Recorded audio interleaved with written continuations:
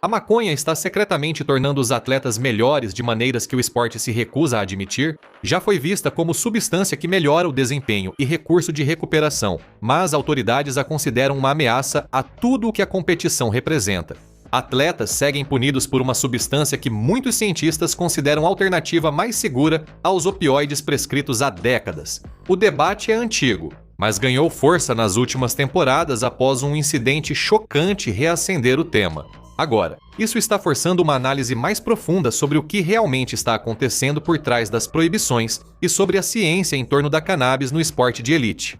Em 2021, Sha'Carri Richardson dominou as pistas e venceu os 100 metros rasos na seletiva de atletismo dos Estados Unidos para as Olimpíadas de Tóquio. Era um sonho realizado para qualquer atleta de elite de 21 anos, até que ela testou positivo para uso de maconha e recebeu uma suspensão de 1 mês do esporte, o que mudaria sua vida. Isso não só custou a Sha'Carri o equivalente a 10 milhões de dólares em receita, mas também sua chance de conquistar a medalha de ouro olímpica. Existem muitos motivos físicos para um atleta acender um baseado ou consumir um comestível, mas o uso de cannabis por Sha'Carri foi totalmente por razões emocionais. Ela foi criada pela avó e tinha uma relação difícil com a mãe biológica, que havia falecido uma semana antes das seletivas. Sha'Carri contou que, ao ser pega de surpresa por um jornalista com essa informação durante uma entrevista, entrou em um turbilhão emocional. Ela usou maconha para se regular emocionalmente. Em sua declaração oficial, após admitir e aceitar as consequências oficiais, ela disse: "Peço desculpas. Apesar da decepção, sei que, ao entrar na pista,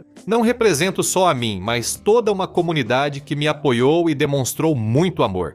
Não consegui controlar minhas emoções naquele período." Sha'Carri é mais uma pessoa cuja carreira atlética promissora foi prejudicada por envolvimento com maconha. Ross Rebagliati foi o primeiro a ganhar ouro no snowboard nas Olimpíadas de Nagano em 1998 no Japão. Então, ele teve essa medalha retirada 3 dias depois, quando vestígios de cannabis foram encontrados em uma amostra de urina. Ele chegou até a ser preso por um breve período no Japão. Ele foi liberado e recebeu a medalha de volta, pois o Comitê Olímpico Internacional ainda não proibia a maconha na época.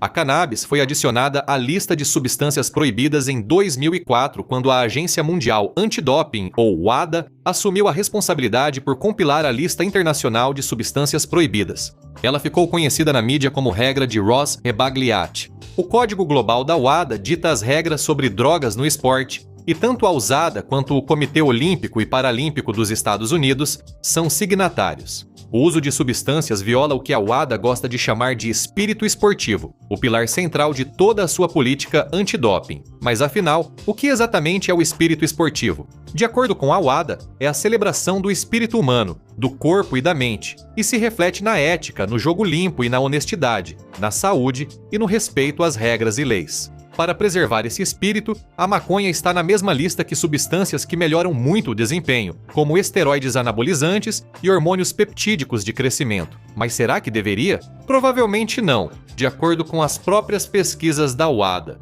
Uma análise de 2018 sobre substâncias proibidas pela WADA revelou que as evidências sobre canabinoides são muito frágeis, especialmente em comparação a outros tipos de doping da lista. A análise afirma: poucos dados científicos existem sobre os efeitos dos canabinoides no desempenho esportivo.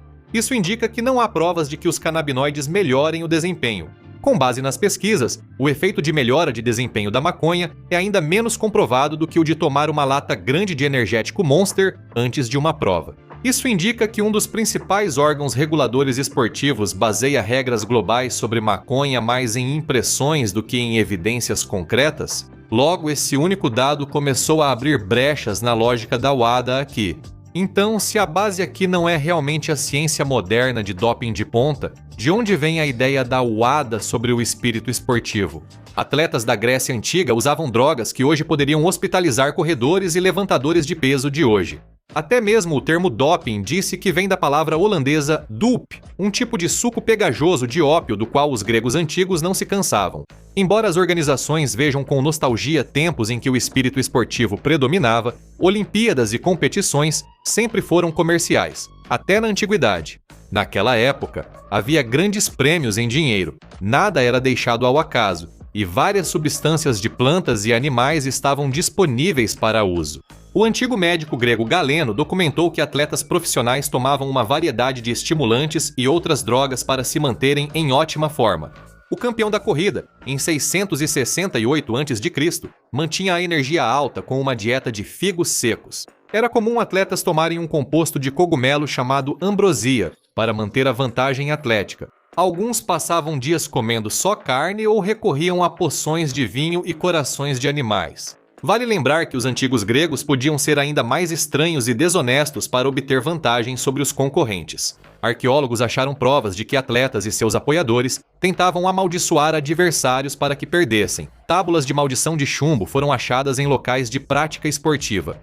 Mas não eram só os antigos gregos. Na China antiga, há 5.000 anos, médicos recomendavam uma droga chamada mahuang, extraída da planta efedra, para melhorar o desempenho. Os antigos egípcios, uma das maiores civilizações da história, possuíam uma tintura especial que supostamente beneficiava seus atletas. Tanto os gladiadores romanos quanto os cavaleiros medievais europeus também recorriam aos recursos naturais disponíveis, usando estimulantes para continuar lutando por mais tempo. Diziam que os berserkers vikings tomavam um coquetel alucinógeno para entrar em um transe berserker violento, em que atacavam amigos e inimigos. Isso continuou até o século XIX, quando os nomes das drogas passaram a ser mais reconhecidos. No ciclismo de longa distância, atletas usavam heroína, cocaína, estricnina e açúcar com éter para ganhar vantagem. Esse coquetel podia ser fatal com qualquer erro na dose. Mas nada disso era visto como violação das regras. Comparar Shakar e Richardson fumando um baseado para se regular emocionalmente com pessoas usando estricnina para vantagem competitiva é até risível. Então, se o espírito esportivo da WADA não é o eco de um passado perfeito em que todos praticavam esportes apenas pelo amor ao esporte, quando as coisas começaram a mudar? Como a maconha, agora legal em vários estados dos Estados Unidos, se tornou esse grande vilão? Se você perguntasse para a maioria das pessoas quem começou a desastrosa guerra às drogas nos Estados Unidos, provavelmente diriam que foi o presidente Richard Nixon. Mas embora Nixon tenha colocado o plano em prática, não foi ele quem desenhou o projeto. A duvidosa honra vai para Harry J. Anslinger, o primeiro czar antidrogas e o maior inimigo da maconha na história dos Estados Unidos. Anslinger foi o primeiro comissário do Departamento Federal de Narcóticos dos Estados Unidos e ocupou o cargo por 32 anos. Ele serviu sob vários presidentes, de Herbert Hoover até John F. Kennedy. Um dos trabalhos mais interessantes dele estendeu sua autoridade ao setor americano de Berlim após a Segunda Guerra Mundial. Naquele período, os entorpecentes se espalhavam após o colapso nazista. Segundo o jornalista Norman Ohler em seu livro Tripped, Alemanha Nazista, a CIA e o início da era psicodélica, os Estados Unidos não conseguiam controlar o problema das drogas fora de controle em Berlim Ocidental. Anslinger teve que recorrer a ex-agentes da Gestapo que controlaram o tráfico de drogas sob Hitler e restabelecer boa parte da política antidrogas nazista. Anslinger admirava a política antidrogas nazista, que aplicava punições severas para crimes relacionados a drogas, servindo de pretexto para prender minorias, inclusive judeus. Embora a maconha tenha se tornado seu principal alvo em 32 anos de combate às drogas, ele nem sempre foi tão empolgado com isso. Antes de chefiar o Departamento Federal de Narcóticos, ele afirmou que a ideia de que a maconha tornava as pessoas perigosas e violentas era, abre aspas, uma falácia absurda. Mas como em tudo na vida, se quiser respostas, siga o dinheiro. Quando Anslinger assumiu em 1930, a lei seca estava no fim. Ela seria oficialmente revogada em 1933, e dividindo o posto de inimigo público número 1 estavam a cocaína e a heroína. Nenhuma dessas questões justificava o orçamento que Anslinger queria. Então ele fez lobby para mudar critérios, criminalizar mais drogas, aumentar o trabalho dos agentes e pedir mais verba ao Congresso. Essa pressão resultou no Marijuana Tax Act de 1937, aliado a táticas de medo que afirmavam que fumar alguns baseados te tornaria um assassino em série desequilibrado.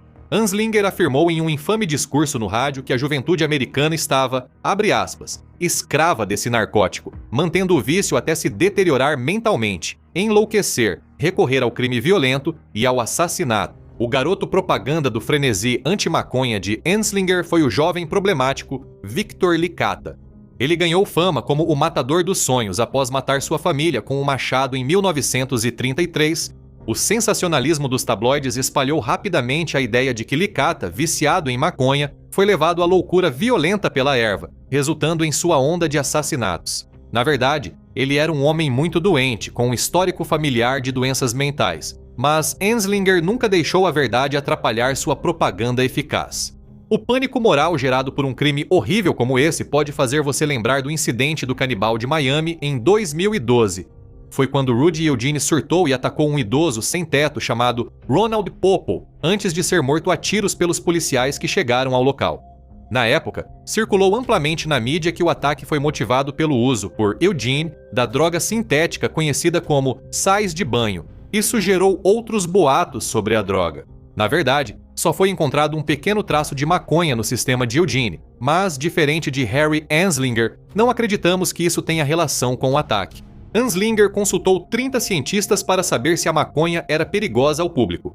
29 disseram não. Assim, Anslinger seguiu apenas com quem já apoiava sua agenda. Outro motivo pelo qual Anslinger odiava tanto a maconha era porque ele acreditava que pessoas negras e latinas eram o principal público para ela. Ele acreditava que pessoas negras faziam música jazz, que Anslinger descrevia como satânica, sob a influência da droga. Ele também acreditava que a maconha promovia a mistura interracial, o que era outro grande problema para ele. Até mesmo a popularização da palavra marihuana, na verdade, vem do racismo de Anslinger. Antes do ano de 1900, as pessoas nos Estados Unidos geralmente se referiam a ela como cannabis. Anslinger preferia a palavra de origem hispânica para soar mais estrangeira e assustadora à classe média branca da época. Durante um de seus muitos episódios, testemunhando sobre os méritos de suas políticas perante o Congresso, ele disse: "Eu gostaria de poder mostrar a vocês o que um pequeno cigarro de maconha pode fazer com um dos nossos residentes degenerados de língua espanhola." Depois veio Nixon, que lançou a guerra às drogas em 1971. Ele colocou a maconha como droga da lista 1, embora dissesse em privado que não era tão perigosa. As duras penas por posse e tráfico tinham também motivação política. Condenados não podiam votar. Nixon queria usar essas leis para perseguir membros do movimento hippie e pessoas negras, geralmente contrários a ele. Lembre-se, uma das cláusulas na lista do espírito do esporte da UADA é o respeito pelas regras e leis. Não deve surpreender que a posição do governo americano sobre a maconha ditou a forma como órgãos esportivos globais e agências antidoping passaram a enxergá-la também. A questão é mais de aparência do que ética, prejudicando atletas como Sha'Carri Richardson. Mas qual o real impacto da maconha nos atletas? Qualquer um que aponte um único composto como uma droga milagrosa que resolve todos os problemas, geralmente está tentando vender alguma coisa. Na realidade, toda substância tem seus prós e contras. Com a maconha não é diferente. No esporte, ela fica num meio termo complicado, com benefícios em potencial e desvantagens reais. Um dos maiores benefícios que os atletas defendem e que as evidências científicas em geral apoiam é o uso da cannabis como analgésico. Segundo o estudo, 54,5% dos atletas universitários que usavam maconha para fins esportivos disseram que sua principal motivação era ajudar na recuperação após jogos e treinos intensos. A ex-triatleta olímpica e campeã mundial do Ironman 70,3 em 2008, Joanna Zeiger, dedicou sua carreira pós-atlética à pesquisa sobre cannabis medicinal. Ela pesquisou especificamente o uso da cannabis como auxílio no alívio da dor. Zeiger se envolve pessoalmente porque o acidente de bicicleta que encerrou sua carreira também causou dor crônica, exigindo controle rigoroso. Ela queria saber se a maconha era mesmo a resposta para tudo. Pesquisadores como Zeiger descobriram que a cannabis não elimina a dor, mas a torna menos desagradável, facilitando lidar com ela subjetivamente. No estudo de Zeiger com atletas que usam maconha, 61% relataram usar a droga para alívio da dor, resultado surpreendentemente similar. 68% desses 61% disseram que funcionou, e com os efeitos colaterais relativamente mínimos da maconha, esses são números extremamente animadores. Outro grande benefício do uso de cannabis para atletas é psicológico. Pergunte a qualquer atleta de elite, e ele vai te dizer que metade do jogo, seja contra outros ou contra os limites do seu próprio corpo, é vencida ou perdida na sua cabeça. De acordo com um estudo publicado no Journal of Sports Medicine, a principal conclusão é que o uso de cannabis antes do exercício parece aumentar o humor positivo e o prazer durante a atividade física. Assim como a cannabis não elimina a dor nem melhora seu desempenho na corrida, pode ajudar a torná-la mais prazerosa.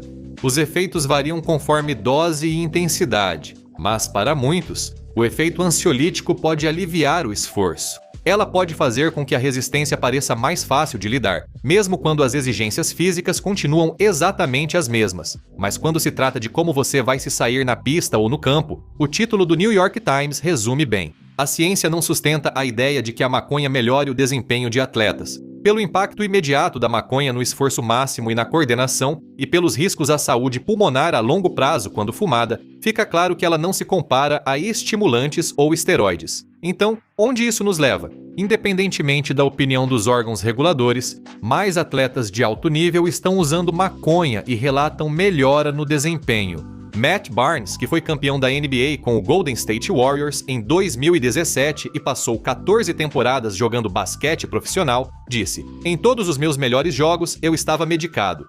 Não era todo jogo, mas em 15 anos foram muitos." O ex-linha defensiva Sean Smith, que jogou 9 temporadas na NFL, disse: "Eu fumava 2 baseados antes de cada jogo." Martellus Bennett, que se aposentou da NFL após 10 temporadas, afirmou: "Há momentos em que o corpo dói tanto que não dá vontade de tomar comprimidos o tempo todo.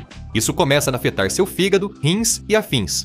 E um ser humano fez isso. Deus fez a maconha. Se a maconha te ajuda a sentir menos dor e te mantém calmo enquanto seus nervos poderiam estar te destruindo por dentro, será que isso realmente atrapalha o desempenho de alguém? E se isso for considerado melhora de desempenho, quanto tempo até incluirmos shakes de creatina, crioterapia e massagens nessa categoria? Em algum momento, não seria melhor se organizações como a WADA fossem mais flexíveis? Afinal, o que acontece ao consumir cannabis? Confira o que acontece com seu corpo ao fumar maconha para saber a verdadeira história, ou assista a este aqui.